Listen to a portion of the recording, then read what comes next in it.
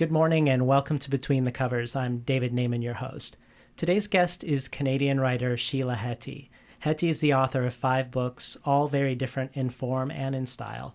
She's written a short story collection, a group of modern fables entitled The Middle Stories, a historical novel called Ticknor, and an illustrated book for children, We Need a Horse.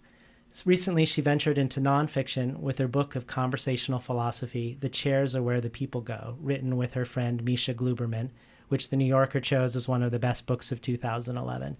Sheila Heti works as interviews editor at The Believer magazine and is here today on Between the Covers to talk about her new book that blurs the boundaries between fiction and memoir, entitled How Should a Person Be? Welcome to Between the Covers, Sheila Heti. Thanks. So I view your last book, The Chairs Are Where the People Go, and your current book as companion pieces in a way. I see they're both playing with form. They both involve collaboration with friends, and they both sort of have a self-help aspect to them. And for our readers who aren't familiar with your last book and with this book, The Chairs Are Where the People Go is, you call it a book of conversational philosophy, and really it is, a lot of it is the thoughts of your good friend Misha Glouberman that you then shaped into a book. And the current book, How Should a Person Be, you populate it with a lot of your friends, or at least the characters share the same names as that of your friends, and the protagonist shares your name. So I was curious if you could talk to us about the impetus to writing How Should a Person Be. What were you thinking in trying to find this form that was fictional but sort of semi-fictional? Well, first of all, I agree that they are companion pieces. I was writing them at the same time. At different points, I thought that they were the same book, and I tried to make them one book. So they really do come out of the same curiosities. And I think that I just wanted to be in the world when I was writing these books. I wanted to be, I didn't want my writing life to be any different from my social life. I wanted to sort of bring them together. I'd read this book called called Art and Artist by Otto Rank. He was the psychoanalyst of Henry Miller and Anais Nin, and he broke from Freud. And he had this thing where he said that the problem for the modern artist is that they're always sort of neurotically going back and forth between making art and then life, where they collect the experiences. And I thought, well, and I recognized that in myself, and I thought, what if I can make them one? What if instead of having to write in my room and then go out and collect experiences, what if I can write among people and among my friends and with my friends? And so what was the actual methodology or the process when you were hanging out with your friends? Were you then recording them, or were you taking notes, and how did that go over with them? Well, I never took notes. I was recording some of our conversations, and I only did it with those friends who were comfortable with it. Some friends weren't, and so I didn't use them, and they're not in the book. But with Misha, it was more like very structured. He would come over to my house in the mornings, and he would just talk the chapters to me, and I would type them as he spoke. I can type pretty quickly, so I would transcribe them as he talked. The other thing is that certain things happen in the book that I would say I kind of orchestrated in order to write about them later. So there's a competition between 2 painters in the book. It's called the Ugly Painting Competition, and there were sort of the seeds of that in my circle of friends, and I really pushed for it to happen because I wanted to write about it and make it real. Well, you mentioned Otto Rank in the book and here in the interview, and he also said in the future there will be artists but no art. And I really wondered about that when I was reading How Should a Person Be, and wondered if that informed the process of making it, because it feels, at least with the fictional Sheila Heti in the book, that she almost views her friends as the art. And I wondered if that was something that helped the book come to be. Yeah, it was an idea I was playing around with and trying to think through, like, what does it look like to have artists but no art? And so I was thinking about people like Paris Hilton, like, is she an artist without art? Things like that. And I guess in the end, I did wind up with a book, which is art, but I was really trying to make it a book that also wasn't like art in some way.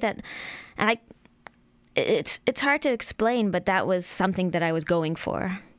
Yeah, well, I actually found that aspect that you bring up here is one of the more impressive things about the book. There's this sense of effortlessness to it. It feels very uncrafted. It feels like you're in the scene with the people as it's happening. And I felt very much like I knew your friends and was there.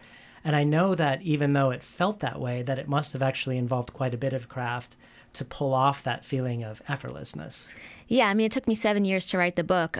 So it was a lot of deliberate choices. It was a lot of rewriting, but I did want it to feel lived. I didn't want it to feel like an art object. I wanted to feel like an experience that you were having, that you, the reader, were having alongside the characters or in the book. Can you introduce us to the fictional Sheila Heti and tell us what are some of the concerns of the protagonist in the book? Yeah, I mean, the main thing that she notices that every time she writes the word soul, she spells it sold, sould. And this becomes a matter of grave concern. It's like, do I have a soul? Did I never have a soul? Where is it gone?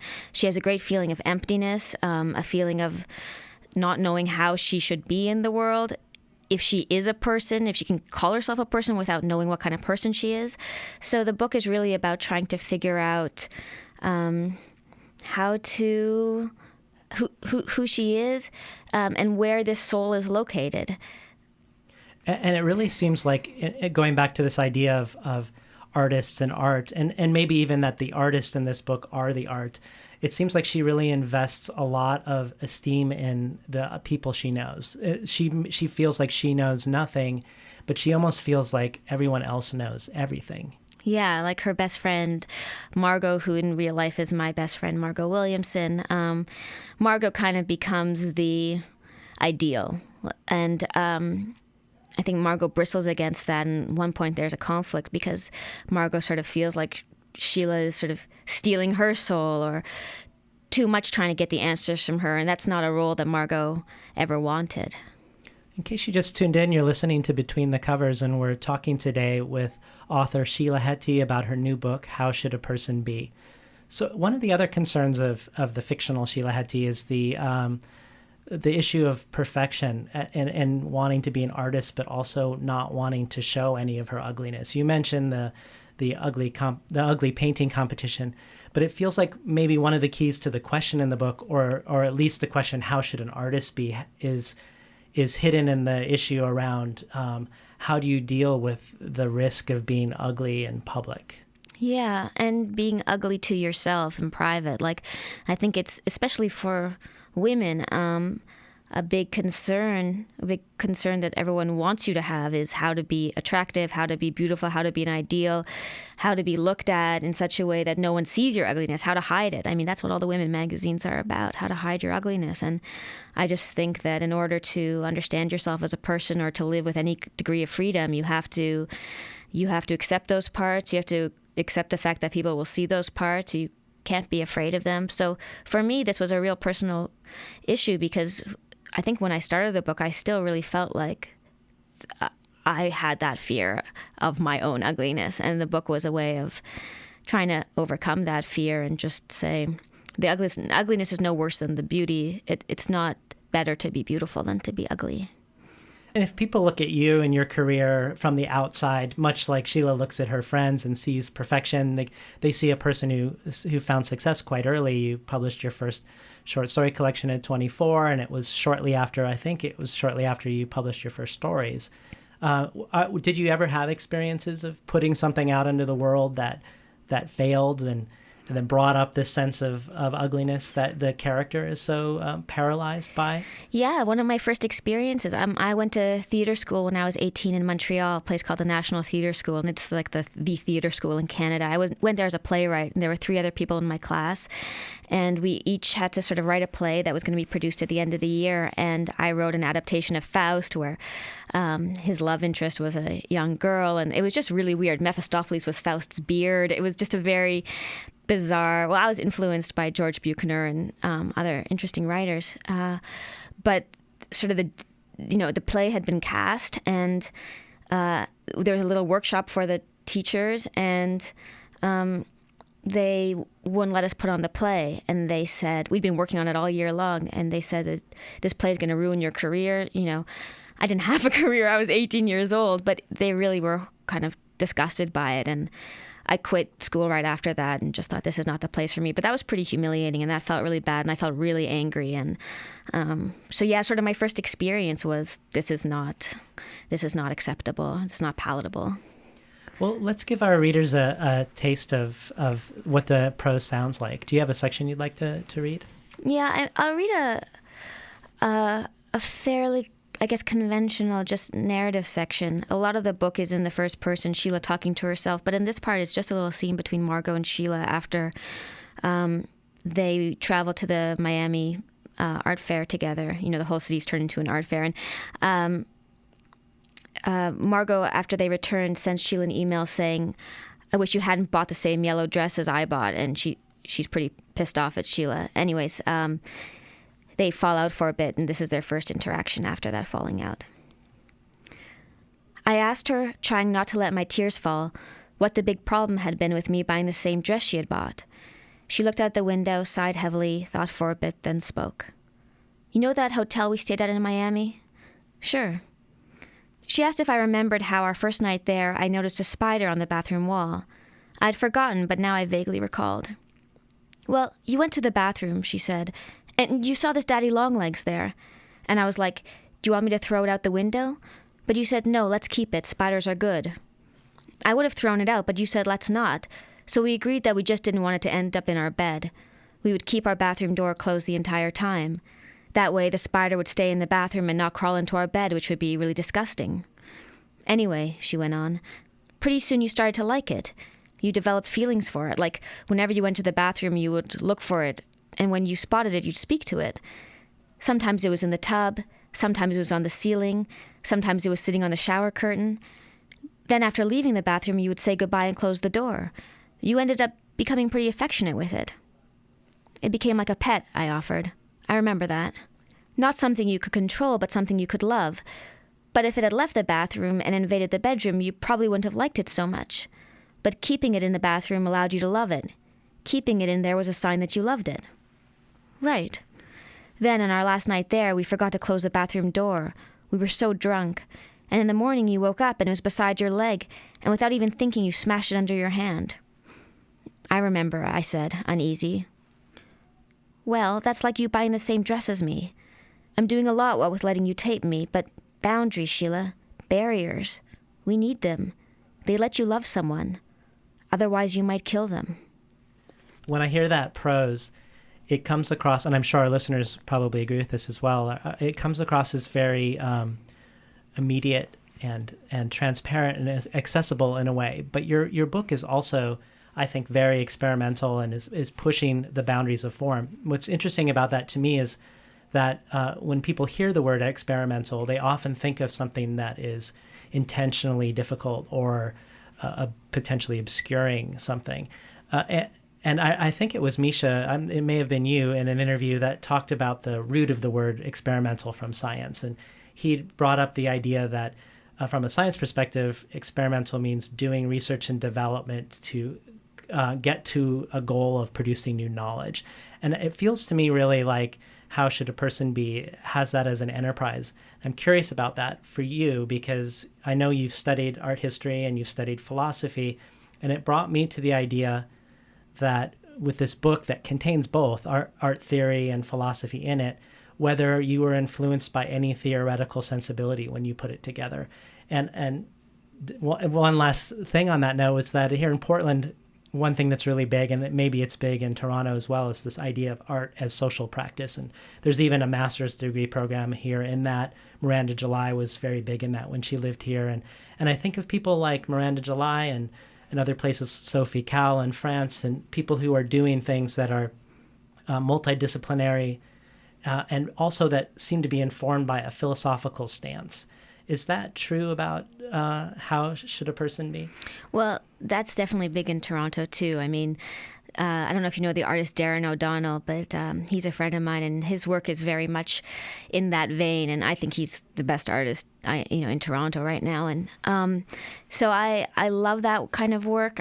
My heart is there with everyone doing that kind of work, and my heart has always been with those artists who you would call experimental.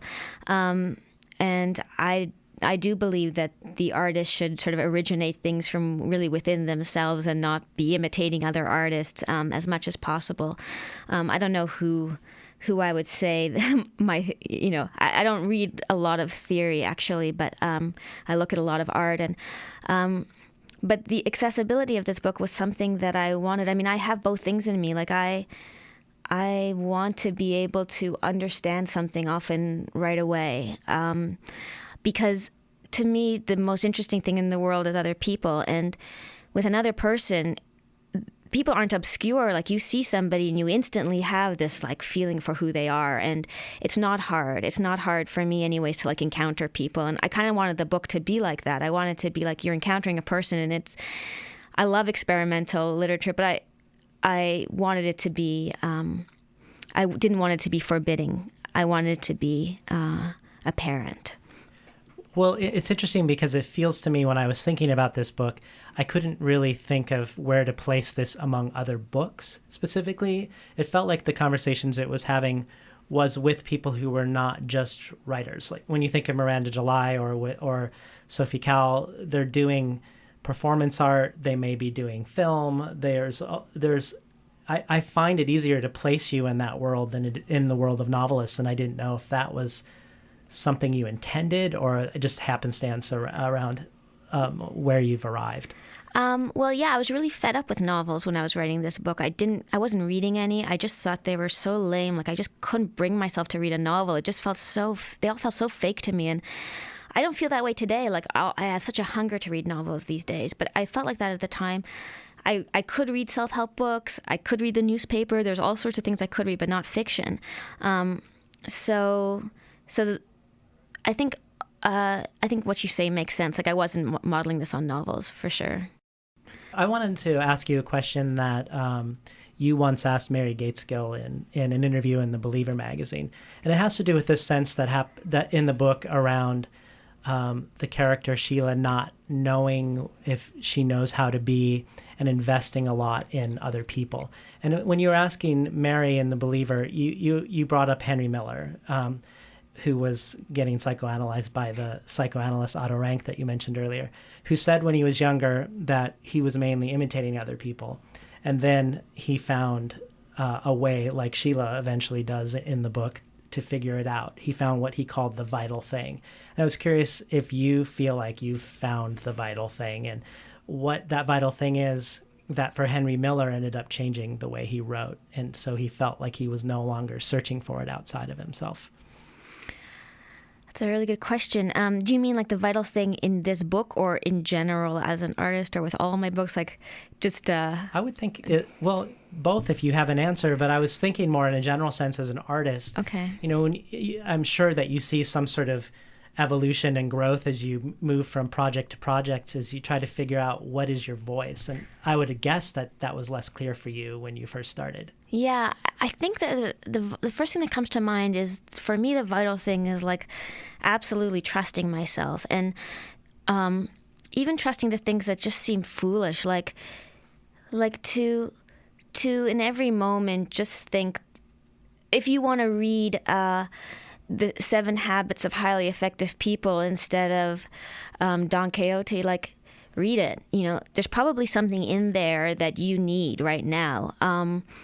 Don't think that's lowbrow or that's, you don't have to know why you're attracted to certain things. Like when I started walking around with my tape recorder, I didn't know what was going to come of it, but I just sort of trusted that, okay, you want to do that probably for some reason that you don't even understand, so do it. So for me, without that vital thing, I would not be able to make anything. In case you just tuned in, you're listening to Between the Covers, and we're talking today with Canadian writer Sheila Heti about her new book, How Should a Person Be? So one of the things that I found interesting is your book definitely intentionally conflates the world of fiction and nonfiction. Your characters are based but not entirely evoking the world of your friends, and your protagonist is Sheila Heti. When I read interviews of you around this, you often seem exasperated when people bring up the question, what is the difference between you and your character? And yet, at the same time, it seems like the book is inviting the question in a certain way. So what I wonder is is the question behind the question really, are you trying in earnestness to capture the way you are in real life in the book, knowing that you're not going to be able to capture it entirely? Or are you intentionally distorting things for narrative effect or for other reasons? The second. Like, I feel like I don't feel like I'm a perfect example of the contemporary human. And I really wanted to think about what I considered the perfect example of the contemporary human. So, for instance, like Sheila and Margot do drugs in the book. I don't think I've ever done drugs with Margot in real life, but I really wanted her to have that that desire for oblivion.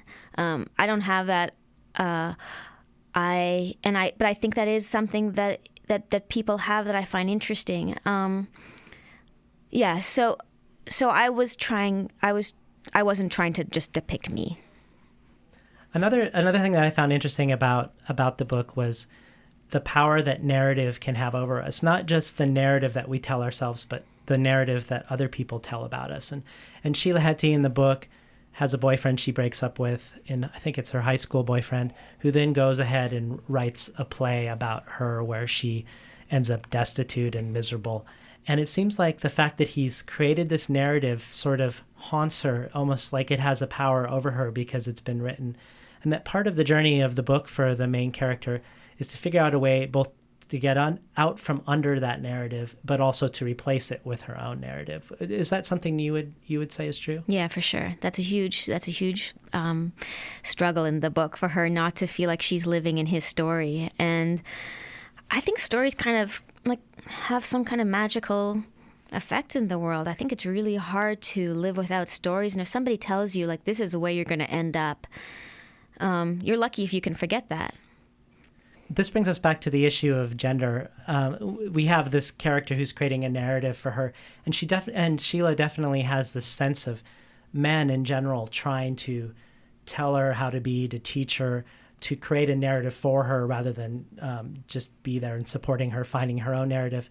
And it brought me back to this idea, and you brought this up earlier around women and the issue of how should a person be, and in this case, how should a woman be. The idea of the high concept, big idea novel we normally think of as a novel written by men, or at least the ones that come to mind most, these big tomes. And yet this book definitely feels like a high concept, big idea novel that is really distinctly feminist and feminine. And I wondered if it's being received that way or not. I know that there's parts of the book with some really risque sex scenes between someone she's very passionate about. But really, it seems like at the core is this friendship between her and Margot. And the love there feels to me stronger than anything that exists between her and men. Mm-hmm. I don't know how, it's really hard to say how your own book is being received. One sees it so differently from other people. But, the book has been compared a lot to this TV show Girls. And I think that's like, I like that. I love that show, but I'd like to see, like you say, like people compare it to those novels of ideas. That's really what it is. And I feel like the philosophical aspect of the book is a hugely important part of the book. And I do think like a book about a platonic love affair is something I was hoping for. People to have a conversation around, because all our books, so much of our art is about romance between men and women, or, unfortunately, like not enough about women and women, or, homosexual love. But even there's that, and there isn't so much about friendship. And I think friendship is, for many of us, like the deepest love we'll ever experience, but we don't have this culture in which we value it as much. If you're somebody that breaks up your marriage, but you still have your deep friends, you're still looked at as somebody who can't really love. And I don't know why we so have to privilege it so much over friendship. That's interesting, because the relationship with Sheila and Margot, even though it's fraught with a lot of difficulty, it feels like at its core, it really is this great sense of gratitude that they've found each other. And it does seem like a real deep and dimensional form of love. Yeah, it's a romance, and I think there's romance and friendship for sure. Yeah. Yeah. Another part of the book that was really charming for me was Sheila's keeps coming back to the story of the Exodus and sort of this compare and contrast between Jesus and Moses, and it's an encapsulation a little bit about her issue around perfection and ugliness as well, because she can't find Jesus as a model because he's just too perfect. And I just love the part about Moses where when she realizes that he's killed somebody, that he stutters, that when he's asked to lead the people, he wants to shirk his duty and give the responsibility to his brother. And she's like, yes, this is the person who can lead me. Like this is the model, a person who's imperfect. And I was curious if, as a Jewish writer, if you saw anything about that in your writing, this idea of taking imperfection or taking something that is not idealized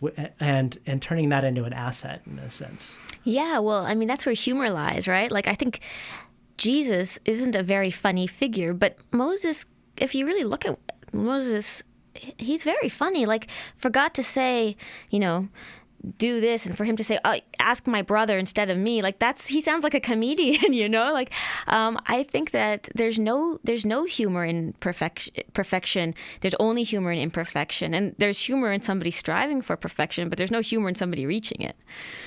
That's a good point. So tell us what you're working on these days. Are you too wrapped up in promotion for How Should a Person Be, or are you working on a new project? Well, it's hard for me to work on anything in a consistent way because I'm traveling around, and but I'm having lots of thoughts, and I find that at night alone in a hotel room, that's for 10 minutes before I go to sleep, it's a nice time to think. And but do you have a gut feeling about what you want to do differently? Sometimes someone writes a big book and they want to write something small, or fiction versus nonfiction. Do you have any sort of unformed but instinct around this? Well, yeah, I mean, I feel like this book kind of splintered my world in some way. So it used to be that I would just always think about what's the next thing I'm going to work on. And now I have like 12 things I want to work on. And they all seem like different facets of myself. And they all seem so interesting. And they're all different from each other. And some things happened. Like I really, one of the things I wanted to kill in myself when I wrote this book was this modernist artist. And to me, the modernist is the one who tries to create one great monument, right? And I guess it worked because I'm not thinking that way anymore. I just think about the things that would be fun and interesting for me to do. And maybe you'll luck out in the sense that you do something that's fun and interesting and you make something as good as How Should a Person Be. Well, that's a nice thing to say. It was great having you on Between the Covers today. Thanks very much. We were talking today with Sheila Heti, the author of How Should a Person Be. You've been listening to Between the Covers. I'm David Naimon, your host.